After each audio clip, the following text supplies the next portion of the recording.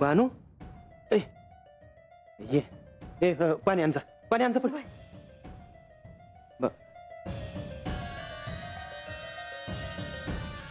आणसाट दिस ना आणती घ्या जी नाही न ग राहू दे राहू दे राहू दे मी काय म्हणतो झाली का भेट देवांसंग बानू नाही म्हटलं देवांसंग भेट झाली का वय काय म्हणलं देव नाही म्हणजे माणसं देवी माघारी येत्या ना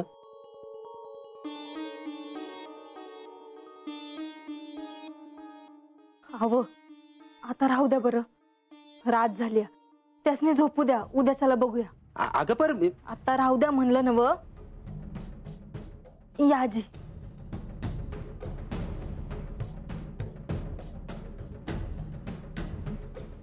हे काय वागणं झाले आमासनी काळजी वाटती म्हणून विचारतोय वय की पर त्यासनी नसल सांगायचं आता तर कशाला विचारतायचं सारखं सारखं उद्याच्याला बघूया काय झालंय ते कळलं आपल्याला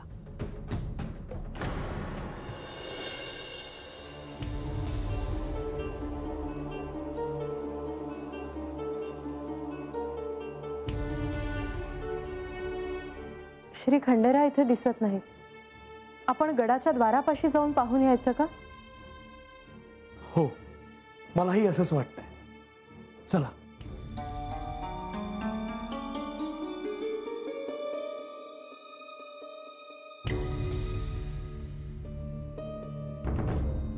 प्रधानजी लक्ष्मी देवी तुम्ही ह्या इथे आला आहात ह्याची मला कल्पना नव्हती देवा बाणाई आपल्याला भेटायला गडावर आल्याची वार्ता कळली म्हणून आपली भेट घ्यायला आलो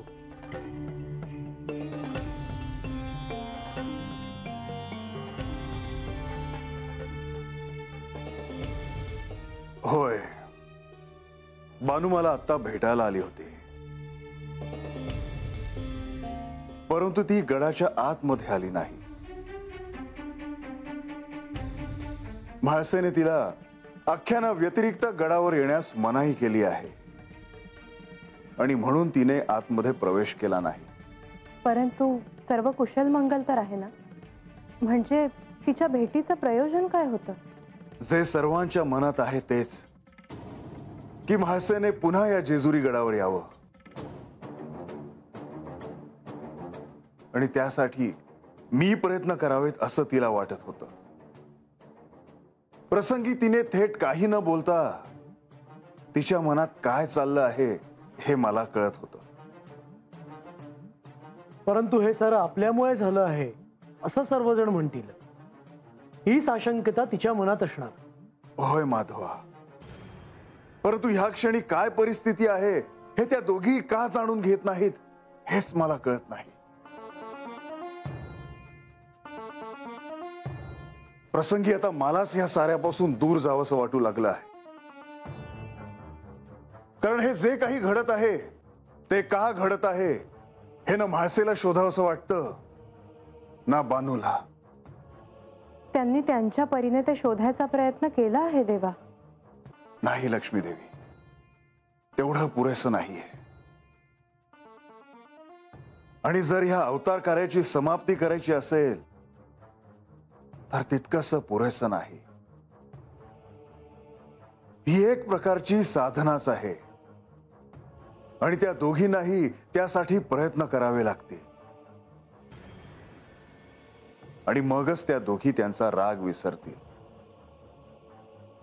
एकीकडे बाणाईने केलेली आपल्याला विनंती आहे आणि दुसरीकडे श्री गणेश यांचा राग दिसत आहे म्हाळसेला मी थांबू शकलो नाही ह्याचा त्याला देखील राग आला असावा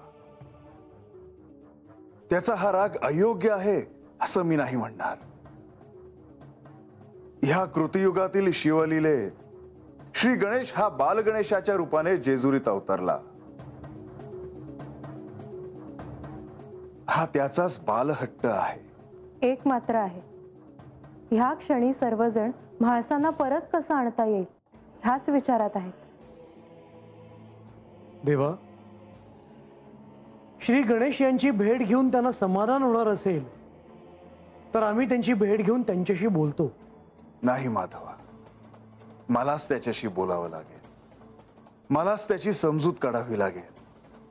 तुम्ही त्याच्याशी बोलल्याने त्याची समजूत निघणार नाही असं नाही, परंतु या क्षणी मीच त्याच्याशी बोलावं असं मला वाटतं. हो, असं केल्याने त्यांचं मन देखील काहीसं स्वस्थ होईल. मी म्हाळसेला परत आणण्याच्या प्रयत्नात कोणतेही विघ्न येणार नाही असं तो म्हणाला.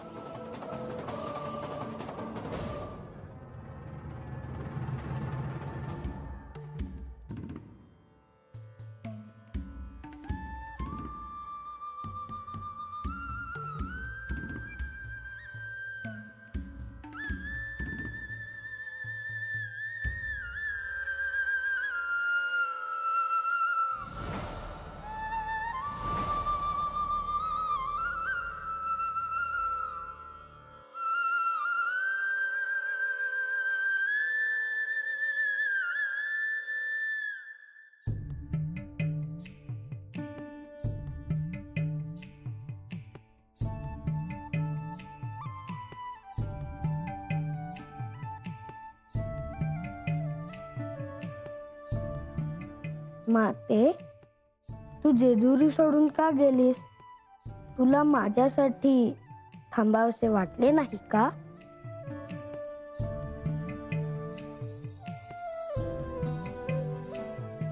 श्री खंडेराय म्हणाले की नारद मुनी नेवासेला जाऊन आले. त्यांनीच माता नेवासेला येत आहे ही वार्ता दिली. मला त्यांना भेटावं लागेल. मुनिवर, मला तुमच्याशी बोलायचे आहे. तुम्ही जेजुरीत यावे. नारायण नारायण.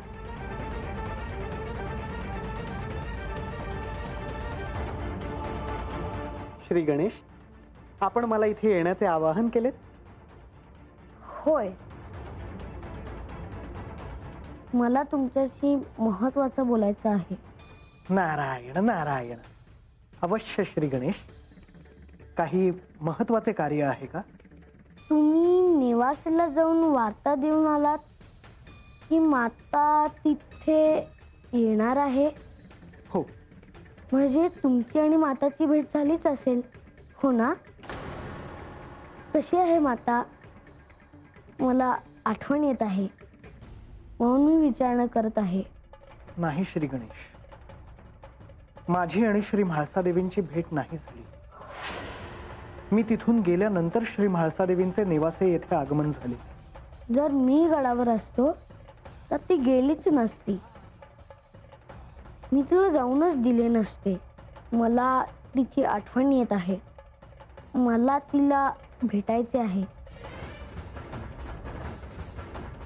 परंतु श्री गणेश, आपण त्यांना भेटू शकताच.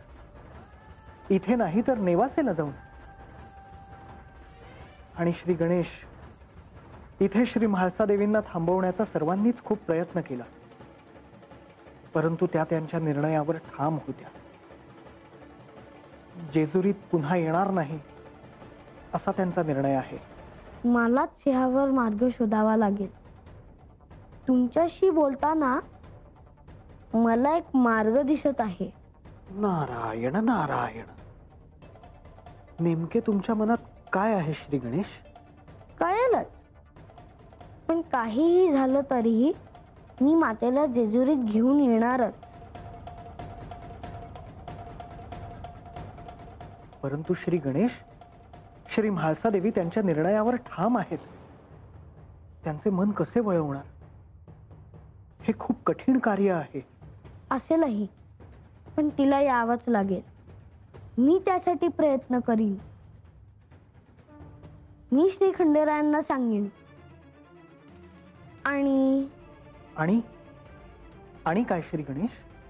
आणि काही नाही. मी माझा निर्णय नाही सांगणार. योग्य वेळ आली की सगळ्यांनाच कळेल.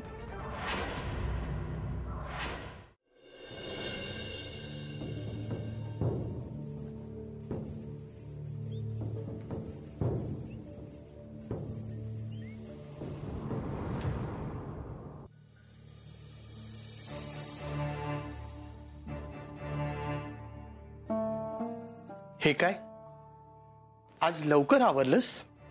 अगं विश्रांती घ्यायची थोडी. हीच माझी दिनचर्या आहे. विश्रांती कसली? आई, बेलाची पानं कमी दिसतायत. बेलाचं झाड व्यवस्थित आहे ना? आणि पांढरी फुलंही दिसत नाहीयेत. तू देवघरात जातेस का? हो. कशाला? कशाला म्हणजे? पूजेसाठी. कोणाच्या? तुला माझ्याकडून हेच उत्तर हवंय ना? आता कशाला पुन्हा हे सगळं? त्यांचा संदेश येऊ दे, मग बघू आपण.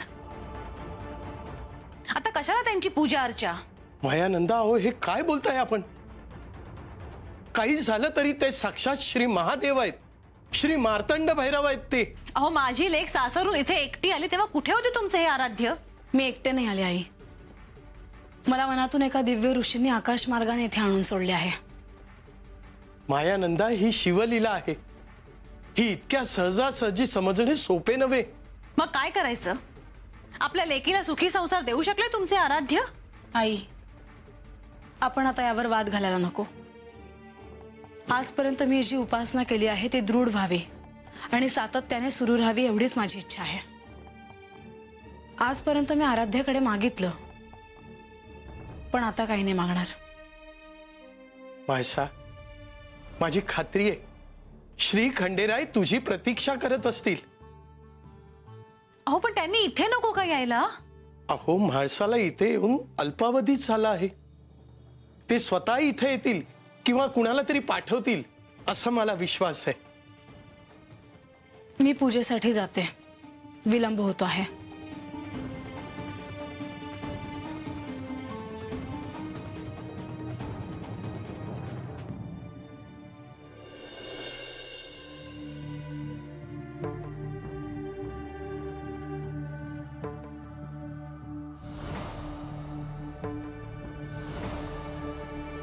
देवा, माझं तुमच्याकडे जे मागणं आहे ते मी तुम्हासनी सांगितलं आहे. माझं मागणं पुरं व्हावं जी. अजून मला काय बी नको.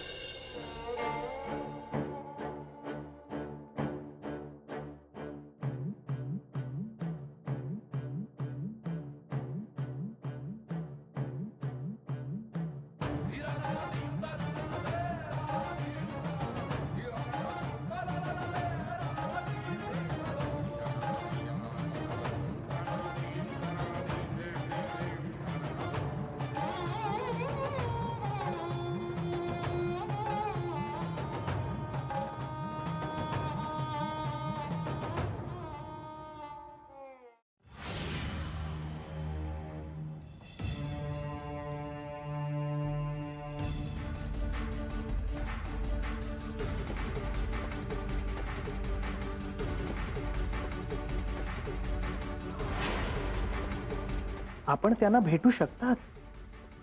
इथे नाही तर नेवासेला जाऊन.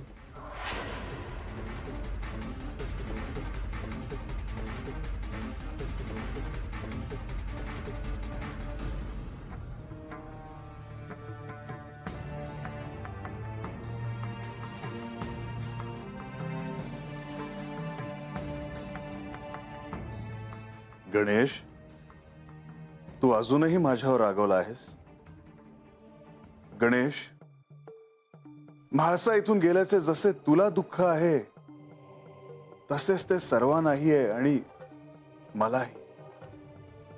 मलाही असंच वाटत होतं की म्हाळसेने हे जेजुरी सोडून जाऊ नये. पण तुम्हाला तिला थांबायला हवं होतं. जर मी गडावर असतो तर तिला जाऊ दिलं नसतं. जर तू इथे असतास तर म्हाळसा गेली नसती देखील, किंवा कदाचित गेली देखील असती. ते त्या परिस्थितीवर अवलंबून होतं. गणेश, त्यावेळी तुझं इथे नसणं आणि म्हाळसेचं जेजुरी सोडून जाणं ह्या मागे निश्चित काहीतरी प्रयोजन असणार. तुम्ही जेजुरी सोडून जाण्यामागे काय प्रयोजन असेल हेच मला कळत नाहीये. गणेश, म्हाळसा जेजुरी सोडून जाण्यामागे जे कारण आहे ते सर्वांनाच ठाऊक आहे, आणि ते म्हणजे बानू. म्हाळसेने बानूला आज्ञा केली होती आणि तरीही मी तिला जेजुरी बाहेर जाऊ दिलं नाही. हो, म्हाळसेच्या मनात होतं म्हणून जर मी बानूला जाऊ दिलं असतं तर बानूवर तो अन्याय झाला असता. तरीही मातेचं जाणं मला मान्य नाही. तिला यावंच लागेल. ह्यासाठी काहीही करायला मी तयार आहे. गणेश, मी देखील त्याचाच विचार करत आहे, पण तुर्तास तरी ते शक्य होईल असं मला नाही वाटत. आणि म्हणून मी एक निर्णय घेतला आहे. निर्णय? हो, कोणता निर्णय? जर माता पुन्हा जेजुरीवर आली नाही तर मी तिच्याकडे जाईन. गणेश, तू तरी असा काही निर्णय घेऊ नकोस. माझं वागणं चुकीचं आहे असं वाटतं का तुम्हाला? गणेश, कोण चूक कोण बरोबर हे कसं सांगणार? जेव्हा मी पार्वतीला वचन दिलं होतं की कृतयुगात मल्हारी मार्तंड अवतारात मी जयाद्रीशी विवाह करेन, तेव्हा मी तिला हे देखील सांगितलं होतं की ह्या सगळ्याचा तिलाच अधिक त्रास होईल. हो, हे मला ठाऊक आहे. आणि ह्या साऱ्याचा तू साक्षी आहेस विनायका. म्हाळसेला तिच्या मूळ स्वरूपाचे स्मरण नाही, परंतु तुला तरी ठाऊक आहे ना. पण म्हणून मातेला असं एकटं सोडणं मला पटत नाही. गणेश, मी हे समजू शकतो, परंतु ह्या मनुष्य अवतारात मनुष्य जन्माचे नियम हे पाळावेच लागणार, आणि हे सारं काही त्यातूनच पुढे आलं आहे. परंतु गणेश, तू एक गोष्ट मात्र विसरत आहेस. ती कोणती? ह्या अवतारात बानूशी माझा विवाह होण्यामागे माझे वचन हे कारण तर आहेच, परंतु बानूला साधनेतून तिचे मूळ स्वरूप शोधायचे आहे हे देखील आहे. ही आध्यात्मिक साधना तिला करता यावी ह्यासाठी हे सारं काही घडत आहे. आणि आपणच ह्या गोष्टी जर सोडून दिल्या तर आपणच ठरवलेल्या या प्रयोजनांपासून आपणच दूर गेल्यासारखं होईल. म्हाळसेच्या मनात बानूबद्दल राग आहे. तो राग स्वाभाविक आहे, परंतु आता सारं जर काही अंतिम सत्याच्या दिशेने जाणार असेल तर त्या दोघींनी ह्याचा विचार सोडून द्यावा आणि सत्य शोधण्याचा प्रयत्न करावा असं मला वाटतं. ते खरंच आहे, पण ह्या क्षणी मला असं वाटतं की तुम्हीच मातेला जेजुरीत आणू शकता आणि तुम्हीच ते करावं. अन्यथा माझ्या निर्णयाशिवाय माझ्याकडे पर्याय नाही.